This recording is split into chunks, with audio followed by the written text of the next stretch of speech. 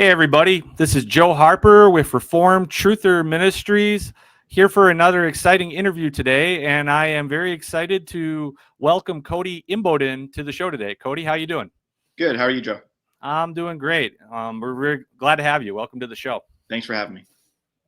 So today we're going to be talking about your book titled Jiu-Jitsu and Dominion. And I just finished reading your book recently before this interview, and it's going to be exciting. We're going to learn a little bit about jiu-jitsu today. We're going to be talking a little bit about Christianity, what is the Dominion Mandate. I think we'll probably touch upon eschatology a little bit. We're going to talk about biblical masculinity a little bit. So we're going to really cover some good themes today. So just to get going, why don't you just tell us a little bit about yourself, your background, your faith, and tell us a little bit about the book that you've written and just set the tone for our conversation. Sure. Yeah. Thanks again for having me. First and foremost, I'm a Christian. I'm a husband. I'm married to my amazing wife, Hannah. We've got 4 kids, and I've been in law enforcement about 15 years now. And I obviously love to train and teach Brazilian Jiu-Jitsu. And over time, I've seen what a useful tool it can be, not just physically, but spiritually as well, so long as it's approached with the right biblical mindset.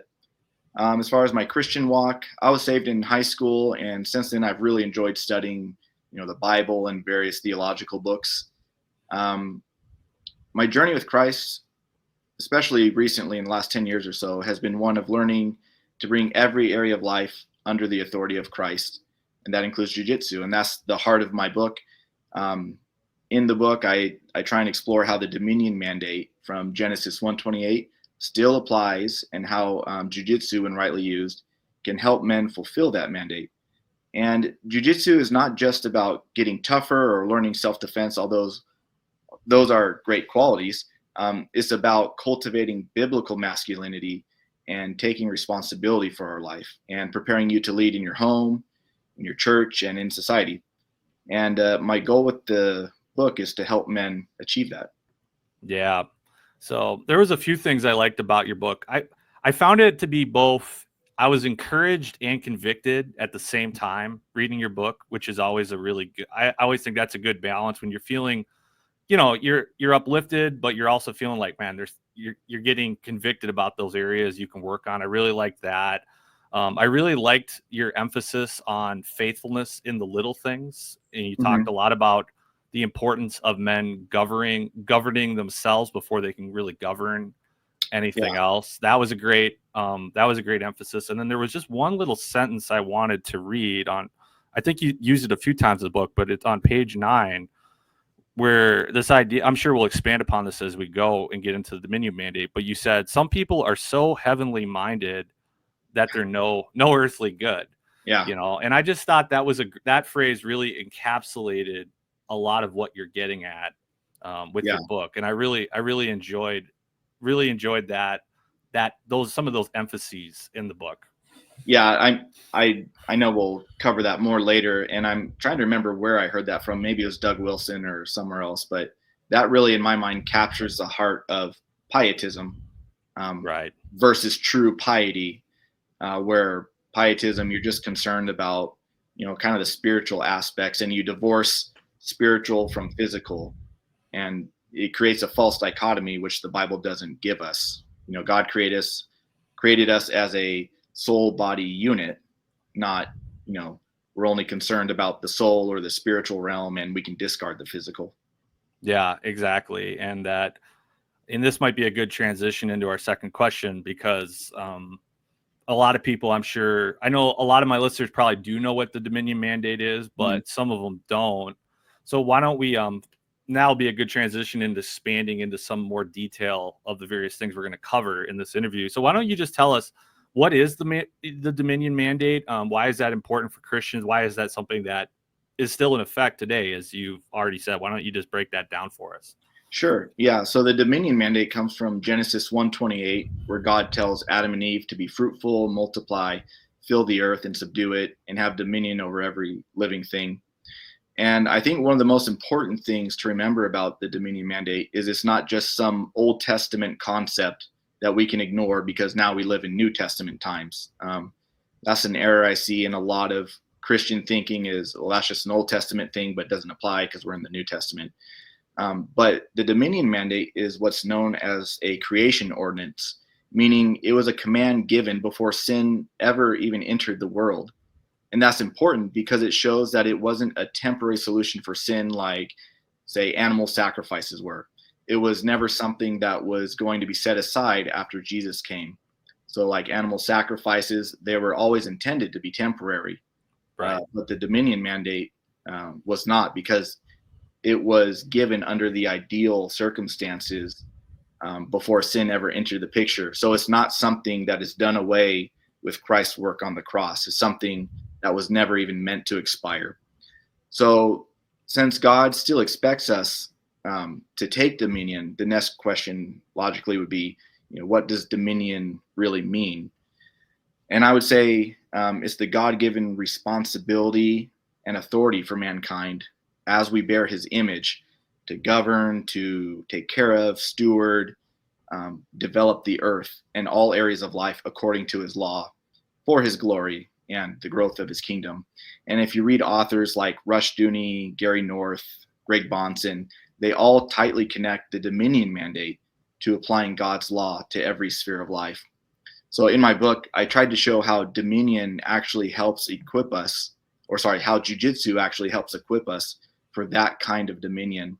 And I try to show how dominion, like you said earlier, begins with the individual, learning self-control, discipline, developing strength, and then moves outward into our families, our church, and our culture at large.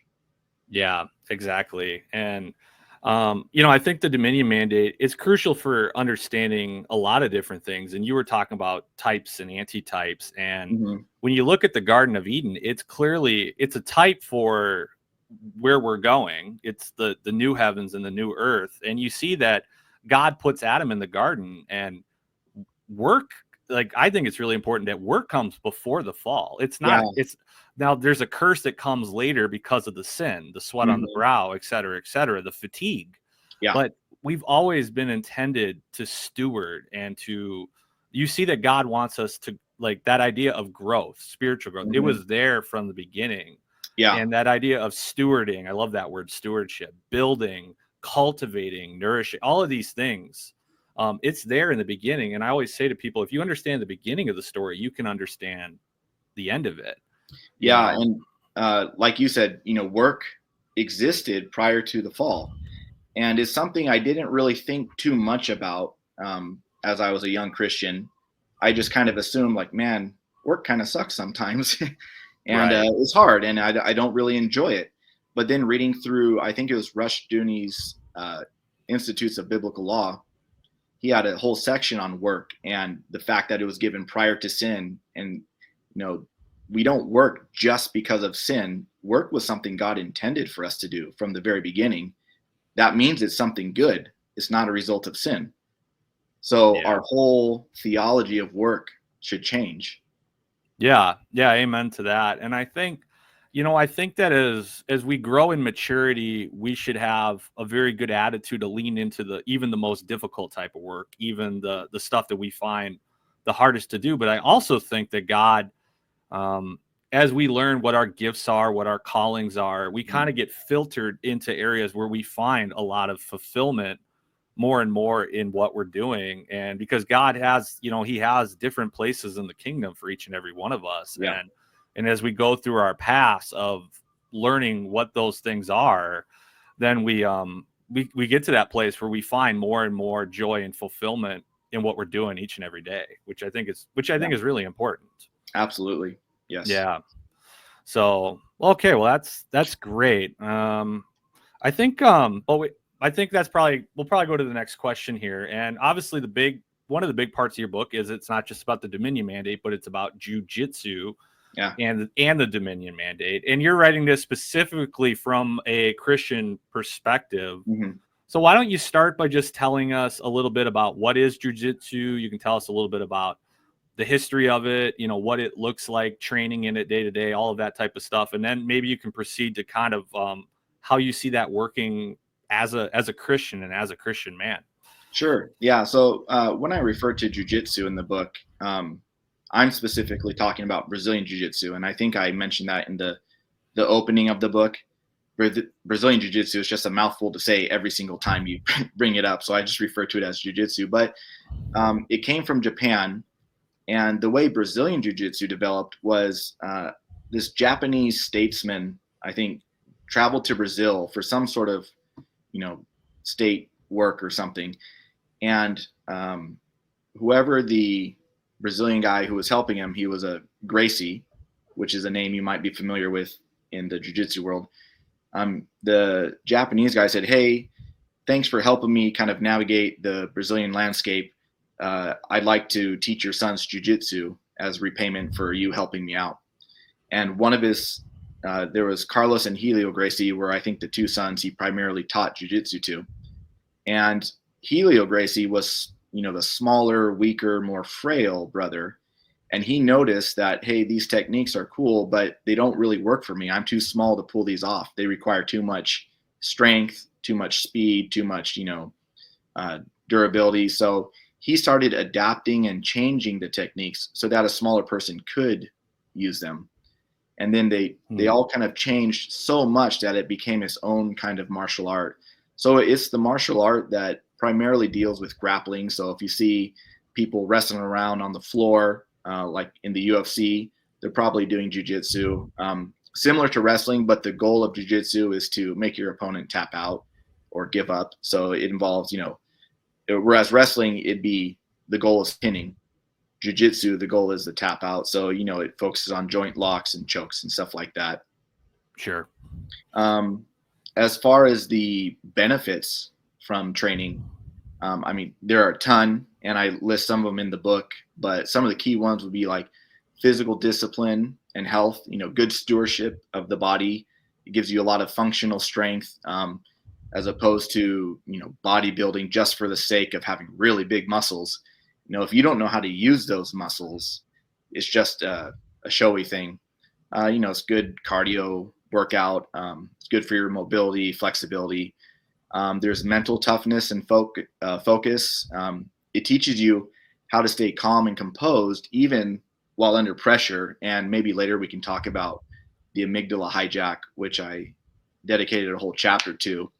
Yeah. But it's a skill that can easily be transferred off the mats and into your life with your family and your kids, or at work, or your boss or your coworkers. Humility, which is an obviously translatable thing to the Christian life. And I had a story in the beginning of the book about how I was humbled at the beginning of my journey by a teenager while I was in the Marine Corps and in the peak shape of my life. Why don't you, can you just tell that story real quick? Sure. Yeah. So when I first started learning jiu-jitsu, I went to the Gracie Academy in Torrance, California. And I had been learning or kind of practicing it just via some videos I found online with a roommate of mine. And, that's all the experience I had. So I started taking actual lessons at the Gracie Academy. And we got taught a technique in class, and we got paired up with people. And I was next to this kid who was probably like 14 or 15, maybe, I don't know. And I was 20 or 21 maybe. And I was in pretty good shape. I was a young Marine. So I thought I had it all down, and I thought I was a pretty tough guy. So Right. I started off with this kid, and I said, you know what, I'm going to go easy on him. I'm not going to use a lot of strength because I don't want to be known as the guy who just uses his strength to beat up a kid. That's not really impressive. Right. So he ended up choking me out, and I said, oh, wow.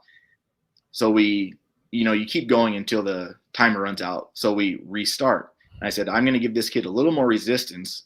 That way he's not able to get the choke so easily. And he choked me out again with the same choke. And I said, okay, forget this. I'm going to use all my strength. I'm not going to let him get it a third time. And he got it a third time. So that was kind of the beginning of my journey in humility, really learning the effectiveness of it. Because I was significantly larger than the kid. I wasn't a bodybuilder, but I was, fully grown adult in the Marines in good shape. And he was a kind of a skinny teenager. So, yeah. Right. And, and that's kind of one of the interesting things about this sport. And this is true for life too, is that, the biggest guy doesn't always necessarily win. That guy was in that situation, he was just more trained than you. Yep. He knew the techniques to win. And so obviously strength, the Bible talks a lot. Strength is a good thing, but if it's not, if there's not those other things accompanying it, it doesn't always mean you're going to win, which I think is pretty interesting. Yeah. Strength has to be accompanied by knowledge, or else it's, it's not as useful as it could be. Yeah, exactly. And Joe Rogan points out that in terms of the humility aspect of it, still, people tell him that, like, hey, doesn't jiu-jitsu just make people like more of a bully or more egotistical? Like, hey, look what I can do. And he points out, because for people who don't know, Joe Rogan is a black belt in Brazilian jiu-jitsu, and he's been one for a while now. He's a very talented guy.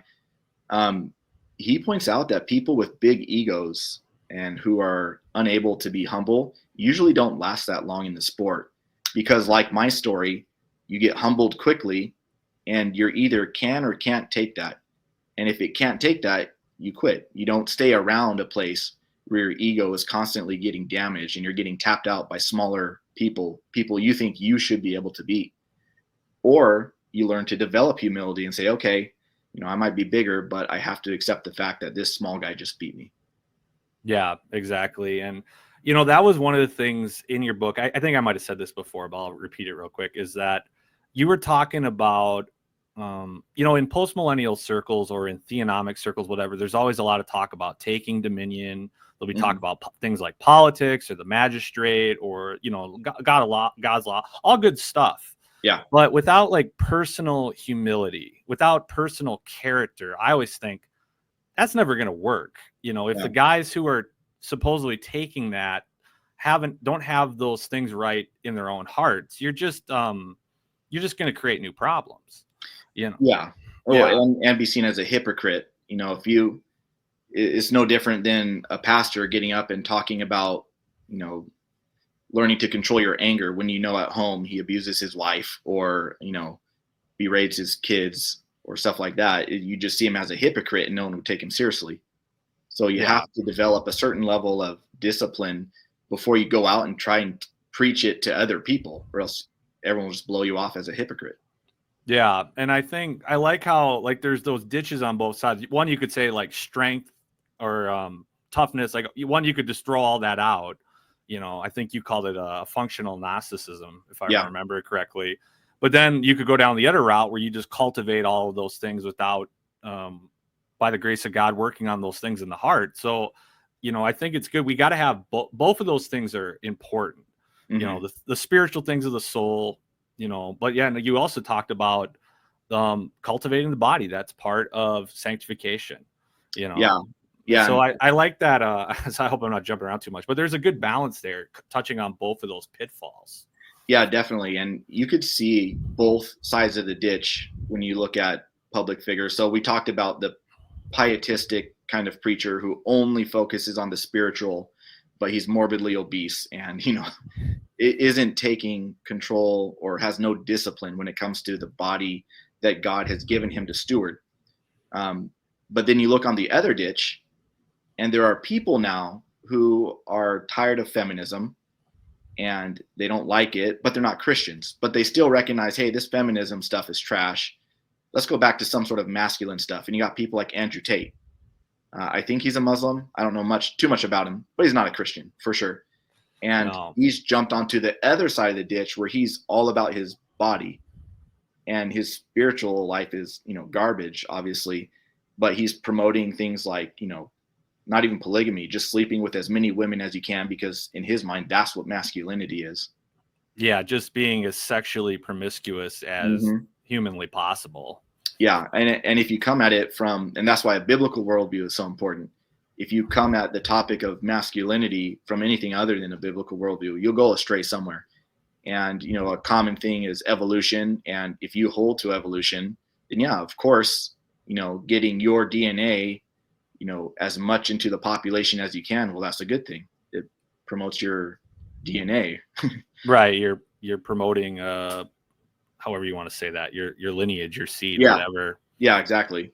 Yeah, for sure. And I don't know a ton about Andrew Tate either, much because I don't really care to know. But he's definitely promoted like almost this, it almost feels like kind of like this cartoon character of masculinity, this caricature, Yeah.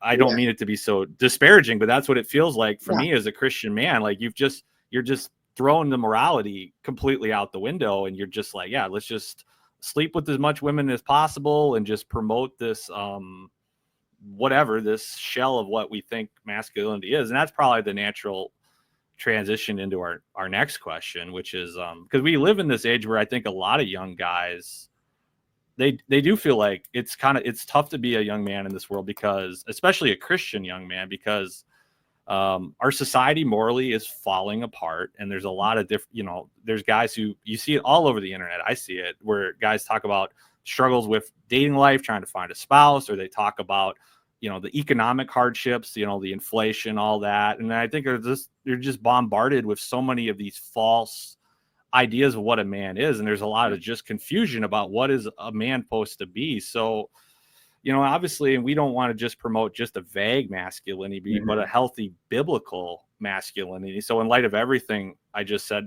maybe you can just speak to that a little bit. Like what advice would you have for young guys today who are just trying to figure out like how to honor God and how to be a man? Yeah. Well, when it comes to biblical masculinity, one of the best resources I can recommend, besides the Bible, obviously, is a really short but super powerful book called A Man of Valor by Brett Baggett. I hope I'm saying his last name right. Okay. And I forgot to bring the book with me so I could show it on the podcast, but it's called A Man of Valor by Brett Baggett, Baggett. It's a very quick read. I think it was like 60 pages or so. And it does a great job of outlining certain key traits of biblical manhood by using David as a case study.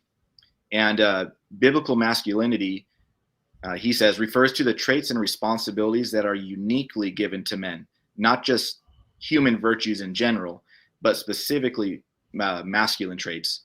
And what makes these traits unique to men is often rooted in their God-given physical strength, which ties in directly to their duties to protect, to lead, have courage, be ready for battle, whether spiritual or physical.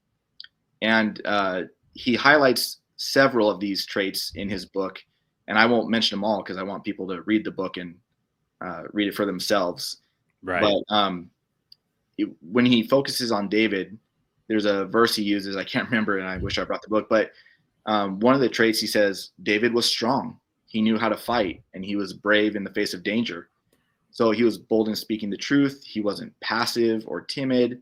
So those are just a few examples in the book. And one point I always try to emphasize is that true masculinity, we talked about this earlier, involves both the spiritual and the physical qualities. So there's a temptation in the pietistic circles, again, to reduce masculinity to purely spiritual virtues. How's your Bible reading? How's your prayer life?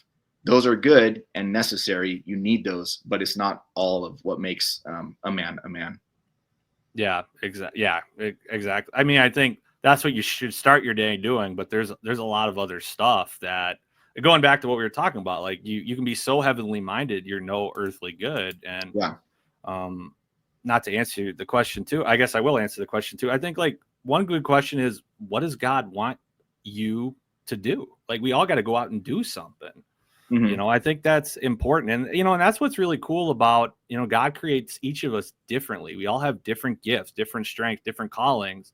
I think for guys, there's going to be certain things that are going to definitely overlap and need to be in place for everybody, but in a different way. It's going to look like, in terms of the vocation and the calling, it's going to look a little bit different for everybody too. And I think that's something that's something that's important to point out, I think. Yeah. And, there are things that all men must have. And then there are some things that men specialize in. Just like all Christians should be, to some degree, a theologian and an apologist. You should be able to defend your faith, but then there's going to be people who specialize in it and who are way better than the average person. But we should all have those skills to some degree or another. So the same thing goes with, masculinity. All men are called to protect what God has given them, whether it's your wife or your kids. I mean, that's just the basics, right?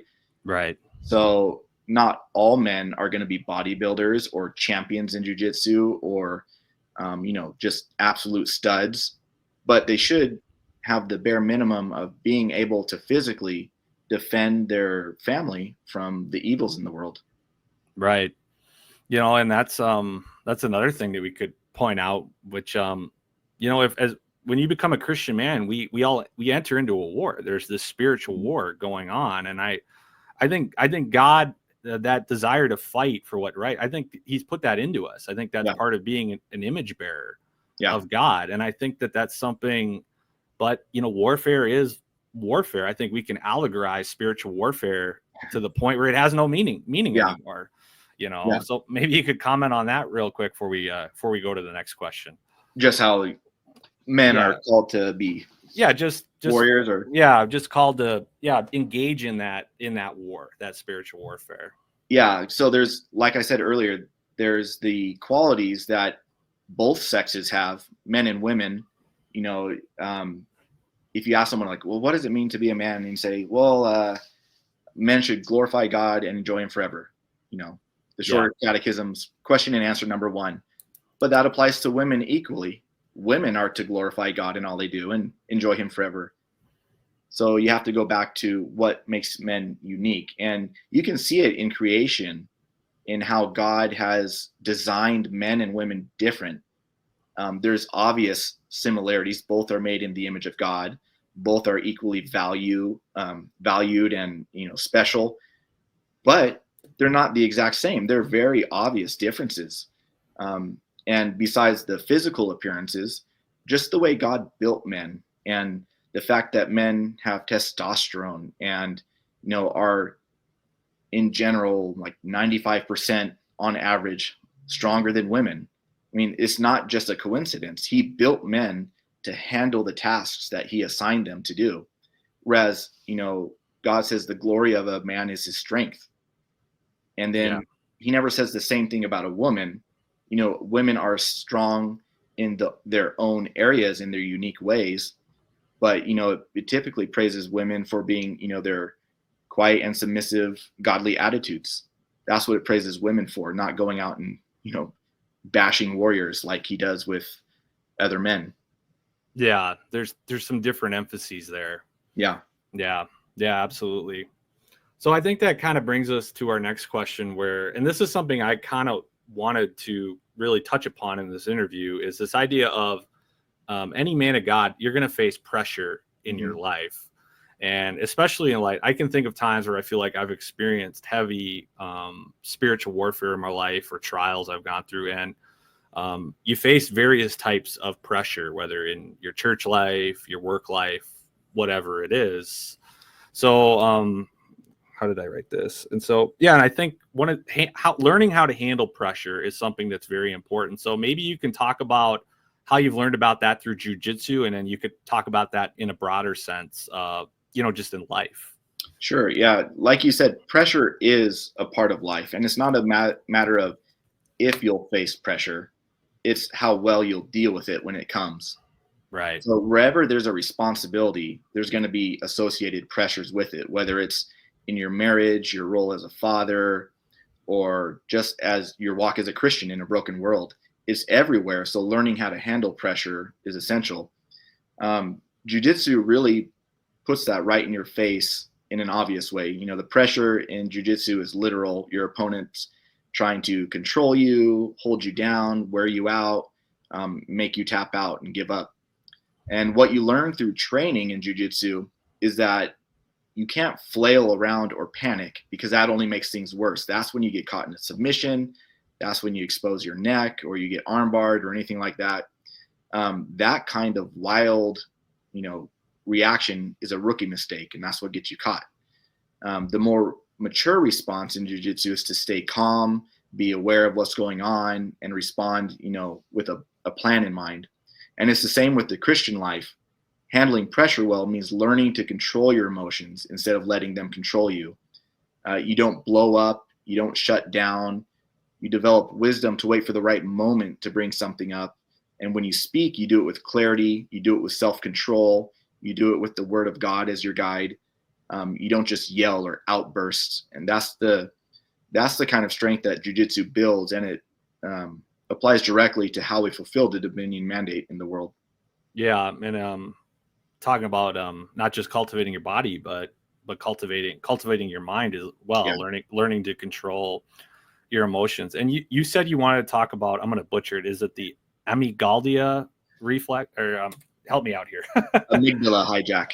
Amygdala hijack. Yeah. Yeah. You had a whole chapter on this in your book. So maybe you want to tell us about what that is real quick. Yeah. And before we jump into that, like you said, jiu-jitsu isn't just physical, it's a mental game, and people often refer to it as human chess. It is such a mental game.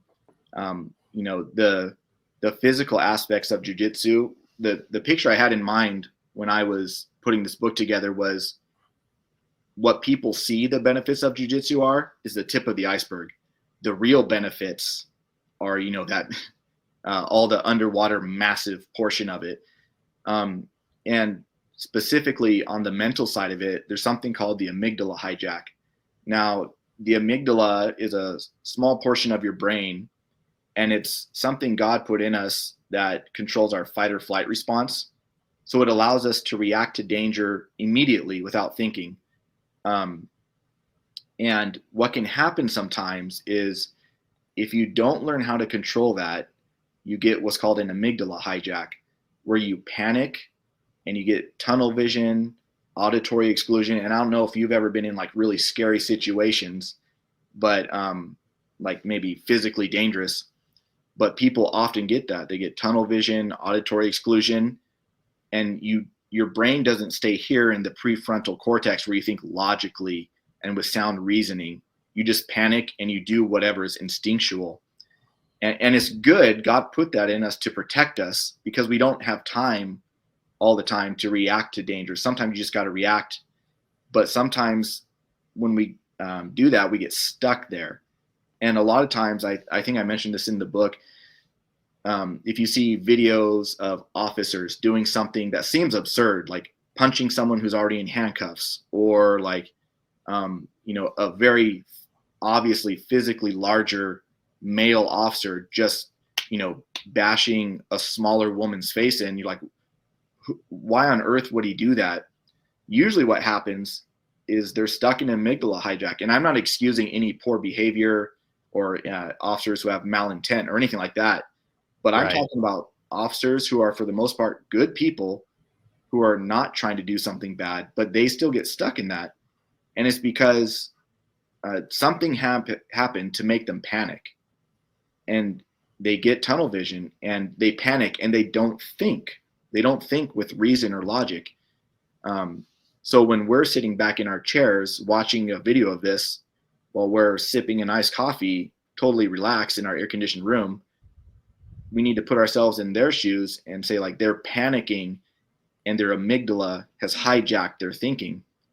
So I kind of forget where I was going with this, but well, I could oh, I'm sorry, you want to finish your thought? Or studies have shown that with consistent training, it significantly reduces the possibility of an amygdala hijack.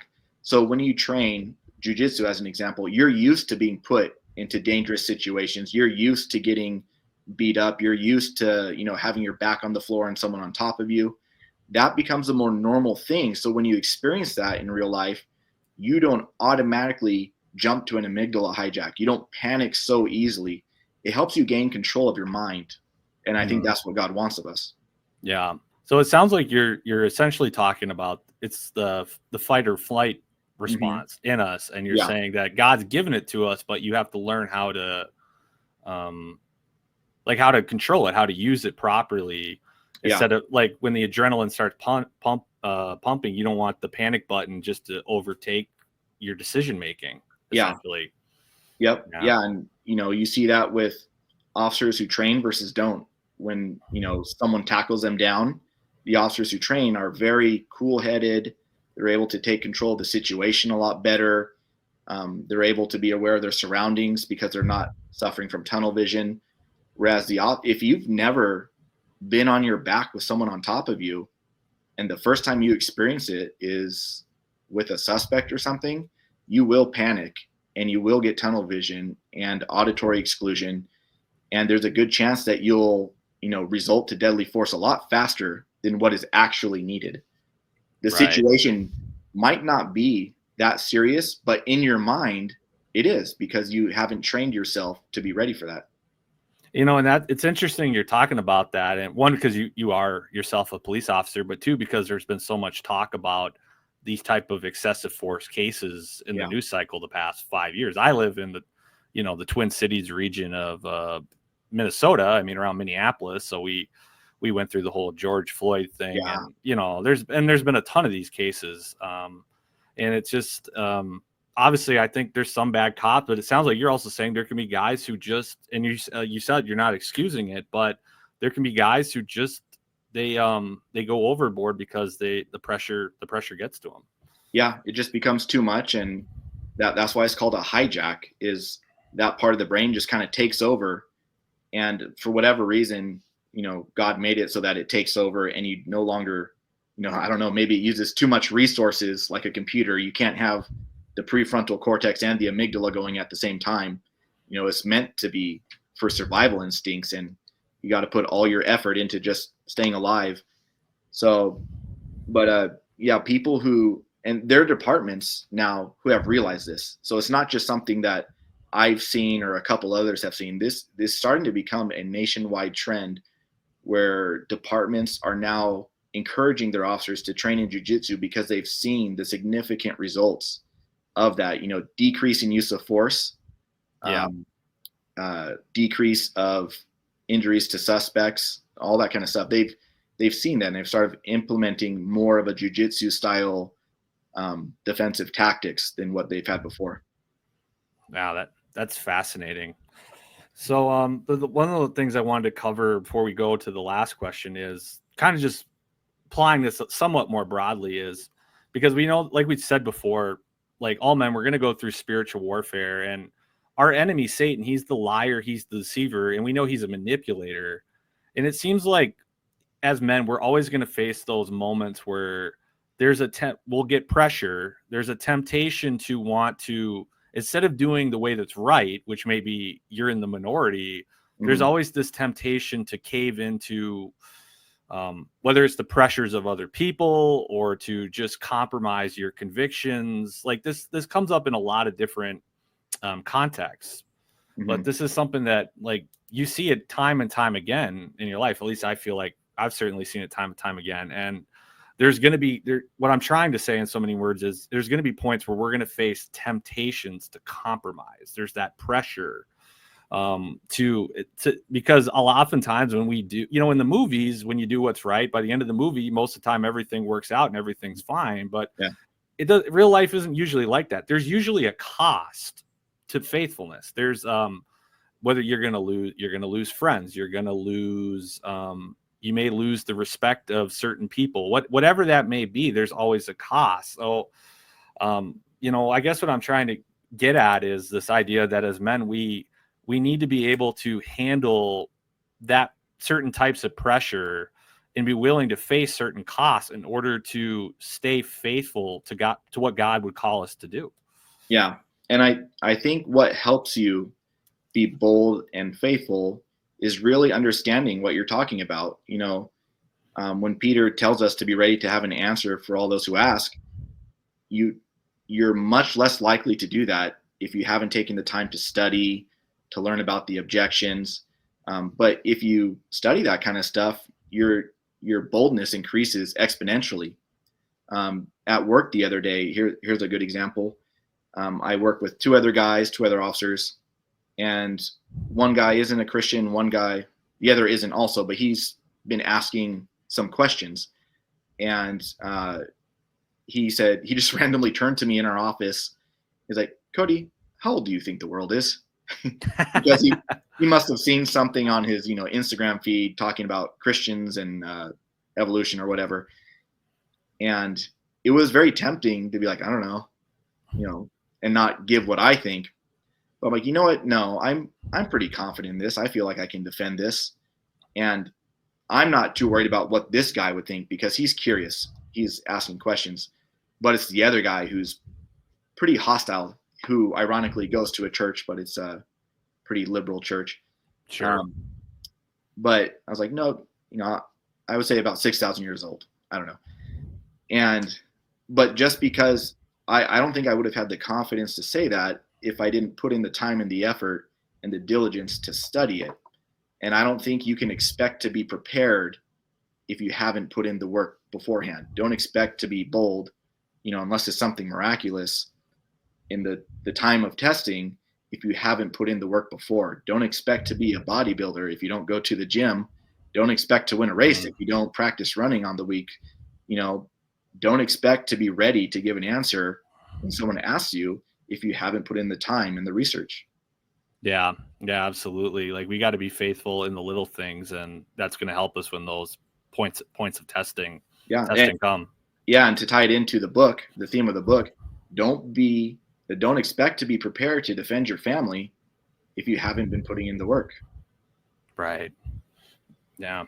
And that was something that, before we go to the last question, like, you talked a lot about the need to cultivate the body. And I know we touched upon this a little bit already, but because I think, like you said, a lot of guys, it's something that at various points in my life, I probably haven't given enough thought, if I'm being honest. Mm-hmm. I think it's gotten better as time has gone on, but like, it's very easy to, like you said, you're just praying, you're reading your Bible, you're worried about your spiritual life, all good stuff. We're not saying neglect all that, but you can neglect the physical side of things.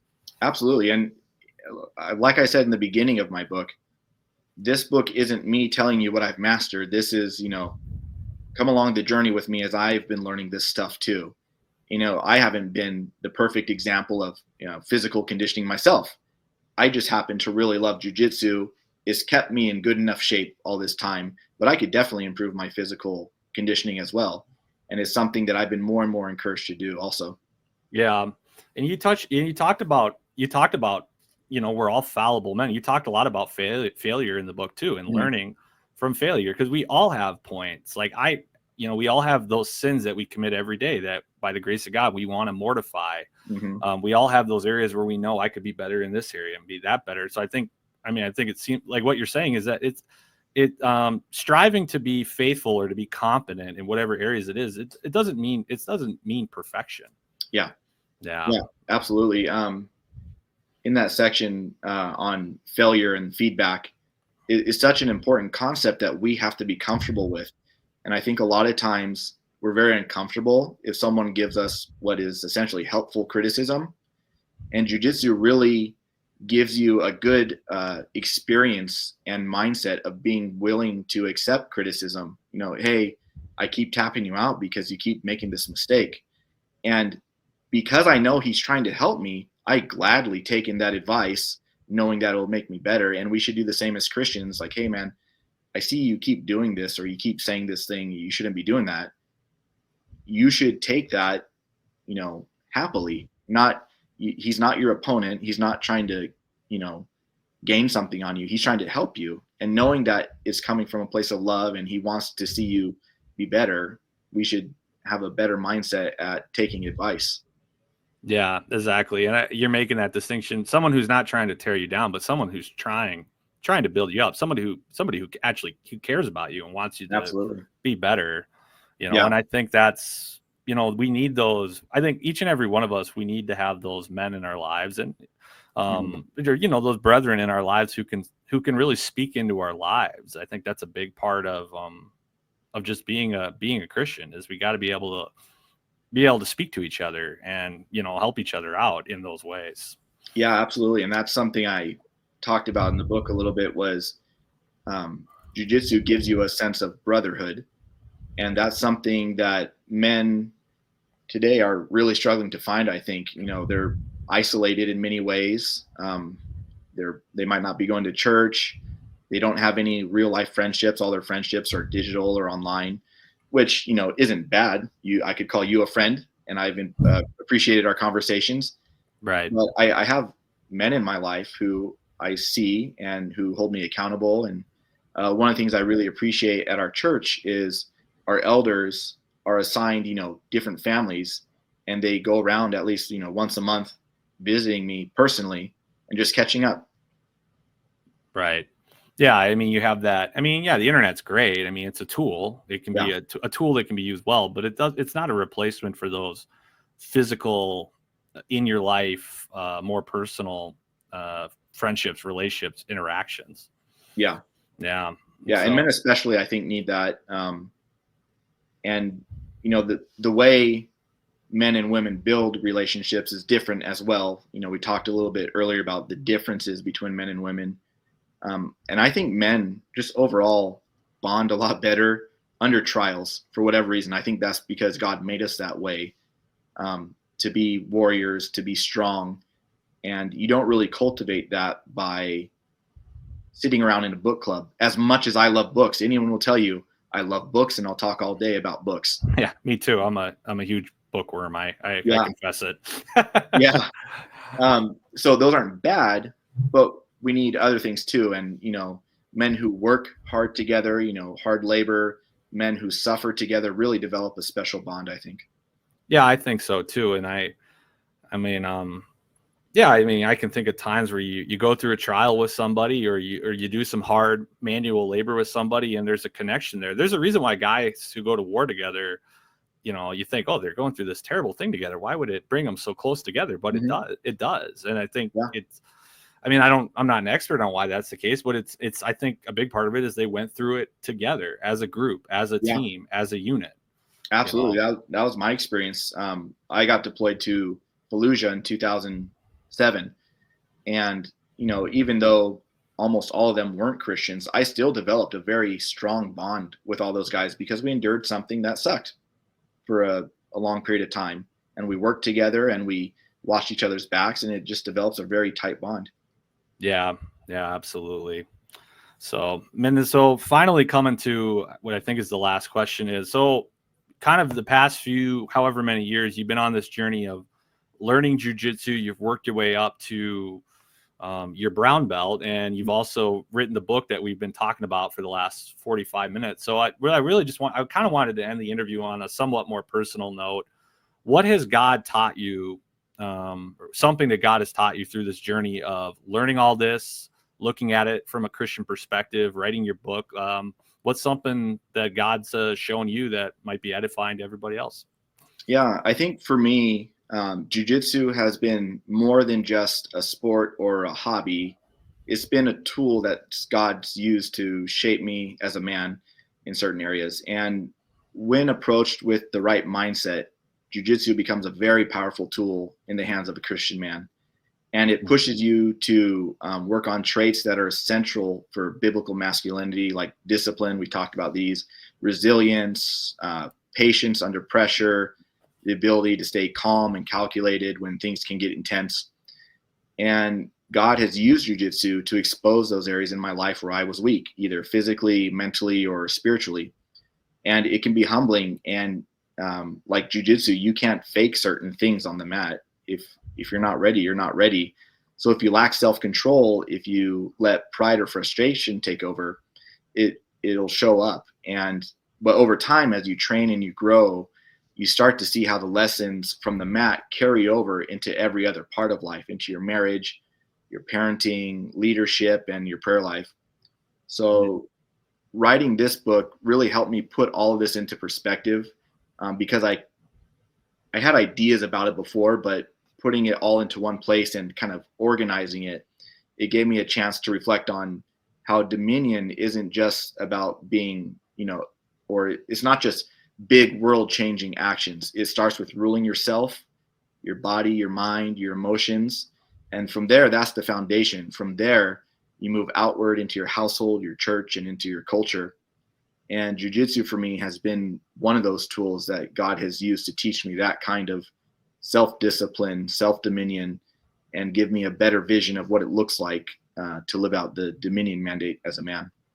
Yeah, absolutely. Amen. And so I think of that verse, I'm forgetting the reference, but we're all called to soberly self-assess ourselves, to reflect on ourselves. And we all have, as we've said, we all got our strengths and weaknesses. We know we got the things that we do well by the grace of God, and things where we're really lacking. And I think the point that you've been making, and I'm trying to make too, is we're all trying to, but by the grace of God, improve every day. We can always get better. Even before we started filming, you said that even if you got to your black belt, that's just the beginning of learning. Yeah. It's not the end, it's the beginning. So yeah, I really like what you're saying. I think that's that's a really great takeaway for sure. Yeah, thank you. Perfect. It makes sense. Yeah, and so that's great. So okay, so I think we've covered everything that we said we wanted to cover. I'm just going to show this again for the audience. This is Jiu-Jitsu and Dominion.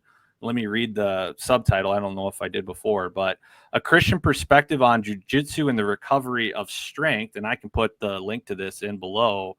But before we sign off, is there any way that people can either get in touch with your book or with what you're doing or with you or anything along those lines?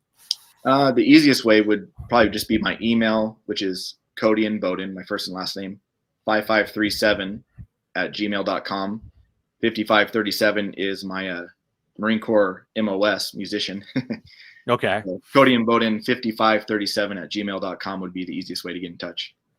Perfect. And I can include that. I can include that in the link below for the video too. So that's great. Cool. So yeah, Cody, I've really enjoyed our talk. I've really enjoyed having you on, and I'm just grateful that you were willing to come on to RTM. So thanks a lot for coming on today and sharing some wisdom with us. No, thank you for having me. I appreciate it. Yeah, for sure.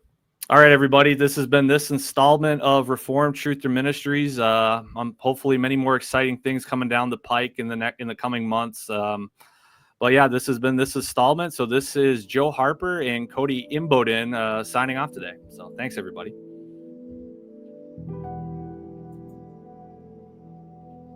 If you enjoyed this video, then please consider supporting our ministry through BuyMeACoffee and check out our website at www.reformedtruther.com.